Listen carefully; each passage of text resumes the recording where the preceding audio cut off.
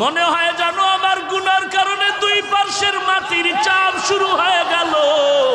মনে হয় যেন আমার গুনার কারণে কবরের ভিতরে জাহান্নামের আগুন। মনে হয় যেন হাসরের ময়দানটা কায়েম হয়ে গেল। মনে হয় যেন আল্লাহ ডাক দিয়ে বলে, লিমানিল মুলকুল ইয়াউম লিল্লাহিল ওয়াহিদিল কাহ্হার। হাসরের ময়দান কায়েম হয়ে গেল। আমি তো নেক আমলওয়ালা না, আমি তো বড় গুনাহগার। হাসরের ময়দানে মনে হয় নবীর কথা মতে সূর্যটা মাথার উপরে নেমে আসবো। সূর্যের একটা মুখ না 12টা মুখ জমিনের মধ্যে ফিরানো। আল্লাহ অর্ডার করে, সূর্য তোর যত তাপ আছে জমিনে সারিয়া দে। সূর্যের তাপে জমিনটা তামা হয়ে যাবে।